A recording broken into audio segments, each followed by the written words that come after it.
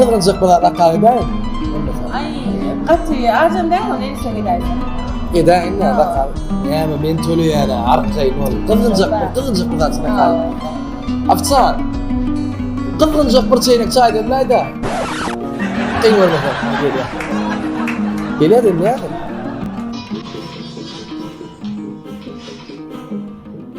Qara şimdi, o şamo. Yo, sen arkaýyn işleň diýdiler, seren. Boşa oturma, kızlarım oturma. Men näme aýdaýyn dedim, biz ikimiz bundan beýlek söýüşip dur. Hoş, Hoş, no.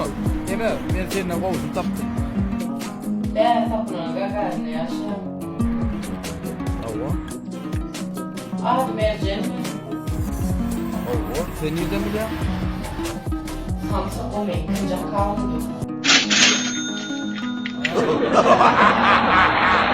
Bak, sen ne çıkar?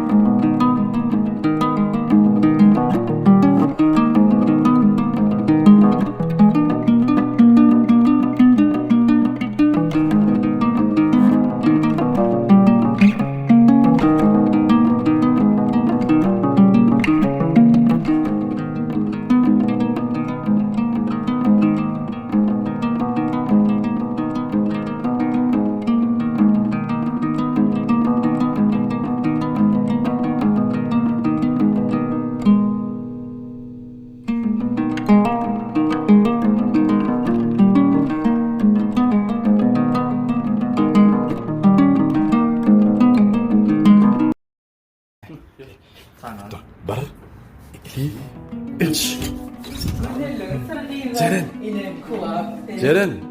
Ceren, sürpriz var Ceren, sürpriz.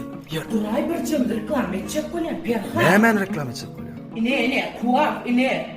Duray bir mi? Ay kuaför reklamı ne hemen gerek o Ceren. Yoray da tağım nira var tamam mı? Düşün.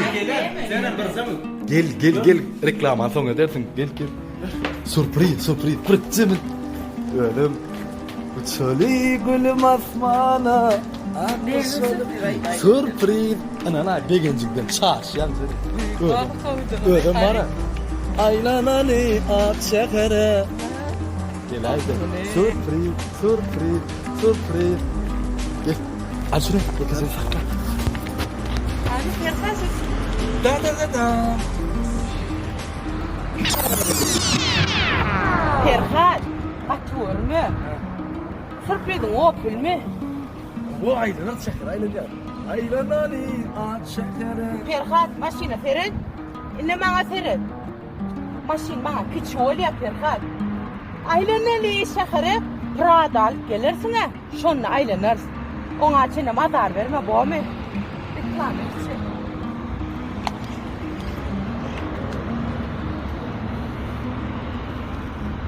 Maşin sana küçük olan o. Sen maşine ulu oluyor.